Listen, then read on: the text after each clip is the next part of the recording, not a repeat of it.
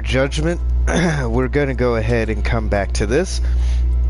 Now, one thing I like to do is make the game harder for myself, and I make, like, to keep it interesting and not to just completely cheat,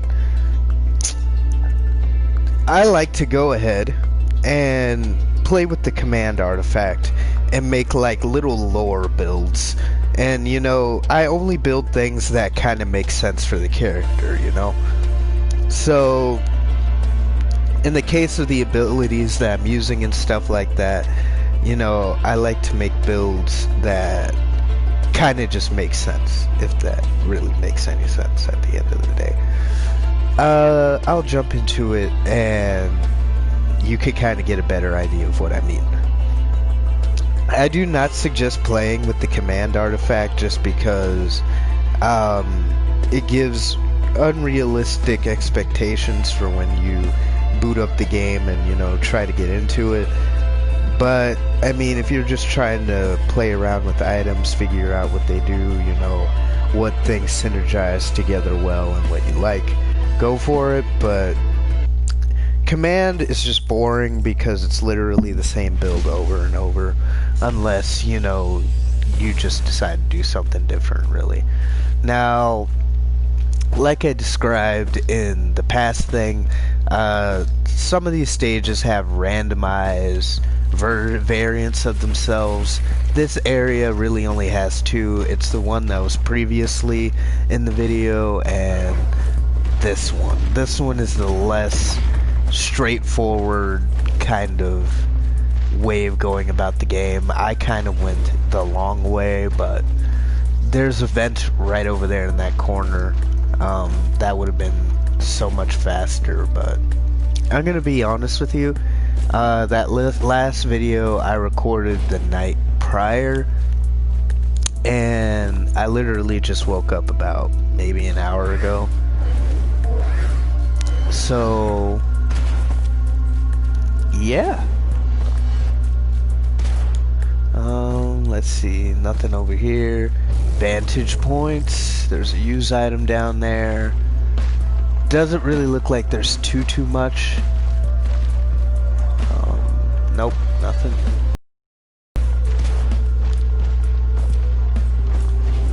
There's a big chest up here and a healing drone.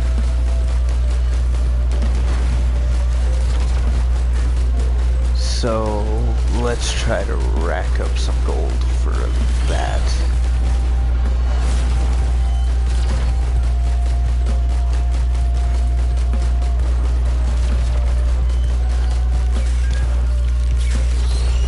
Like I said, do not prioritize drones. Do not do what I do. I just do it for the sake of, you know, what I'm trying to do at this point.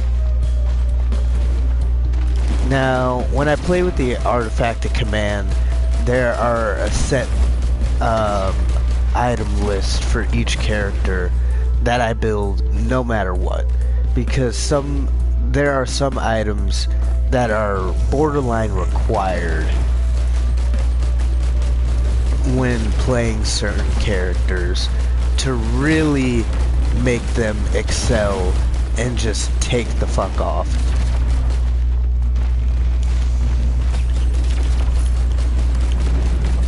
And there are just some really OP items in the game that just make your life so much easier. Now, the only green item that I prioritize when I do use the artifact of command is the old guillotine. At least for the commando, it's the only item that I really prioritize because, I mean, it literally executes elite enemies at low health. Elite enemies can be very tanky and they can have tons of health, and it just makes it easier. And when I have those prioritized items, I make sure to build one per stage. So like, once I get to the next stage, I'm gonna stack another one. So, ATG missile launcher. I do not have missiles, I am a commando, and this is kind of what I mean by like a lore build. Like, I build things that make sense or anything. I'm a gunner. You know, that's kind of what harder just because you're not building every single thing. Actually, now that I think about it, another one that I like to prioritize is transfusion. It literally gives you 1 HP for every kill that you get. That is also a very good item to be stacking. And it just makes sense for my lore build. Next, glasses give you a higher critical hit chance. Now we're gonna go on down here. So I'm gonna effectively skip that other use item that was on the other side because I could literally just pick whatever use item that I want at this point.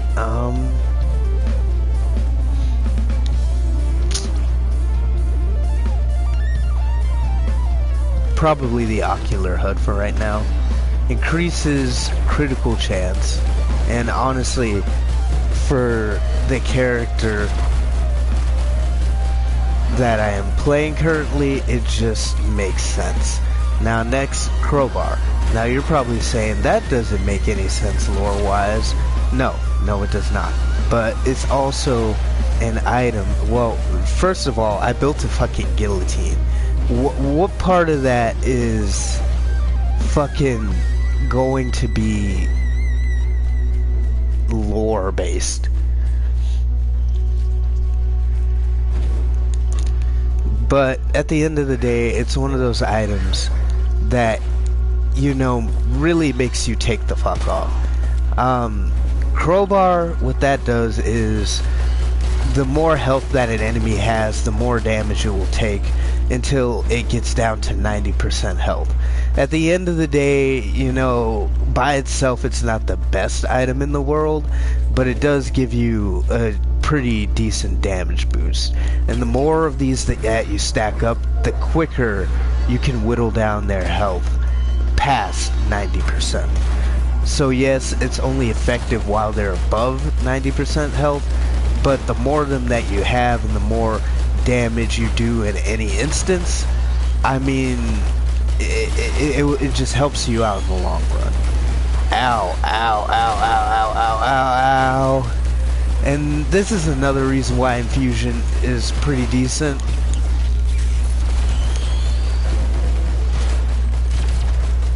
Avoiding, you know, these kind of situations, especially at the beginning, the more hit points that you have, the better, because we are not going to be building a whole lot of items. Next, for a lore build, I would definitely have to go with the stealth kit. Turn invisible after taking heavy damage just makes sense. I mean, you're kind of a space guy.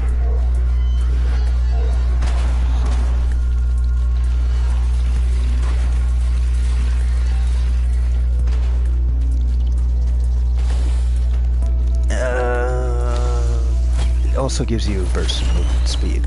And the more stacks you have, the longer it lasts. But that's going to be it for the items that I would prioritize, at least out of green and white rarity. Armor piercing rounds, crowbar, fucking the glasses, guillotine, and infusion.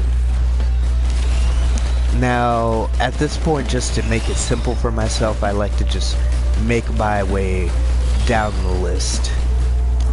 So, soldier syringe, again, you're kind of like a dude in space, you know, mercenary kind of dude. Now, as you can probably tell, this has taken me a lot longer than just getting items outright, and that's just because I have to actually think more. instead of just, you know, picking up shit. War banner. Again, not an item that I would prioritize, but for the sake of what I'm trying to do, I'm making an exception. And I'm just getting a shit ton of use items, and can't really say I'm too happy about that.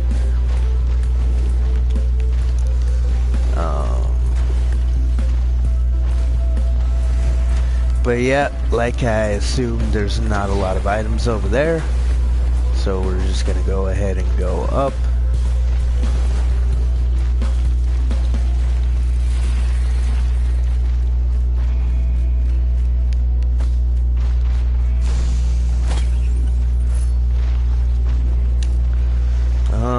Shield gen, again, dude in space, you know, just kind of makes sense.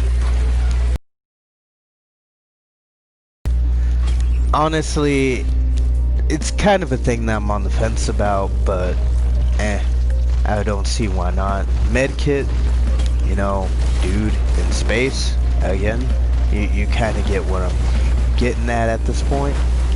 And energy drink.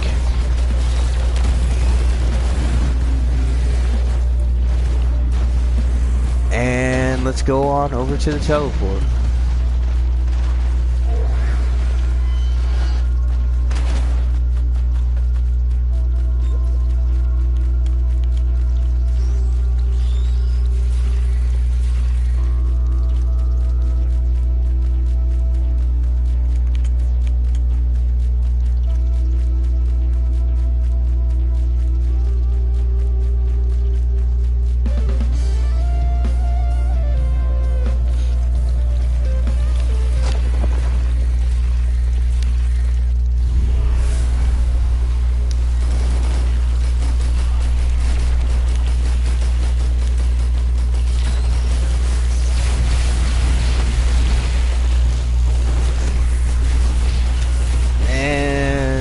Challenge of the Mountain is not going to be kind to me. I'm actually kind of worried about if I'm going to even survive this or not. I need to find like a good place I can hide behind. One thing I think I failed to explain is how to avoid wandering vagrant damage. Now, at the end of the day, all you have to do is just keep moving. But in the case when it starts doing that, just find something to hide behind and completely negate the damage.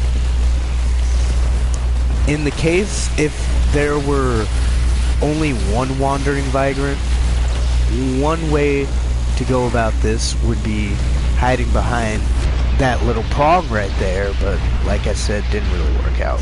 I don't really have the patience for this right now. I literally just woke up, so I'm gonna go into more depth of this later.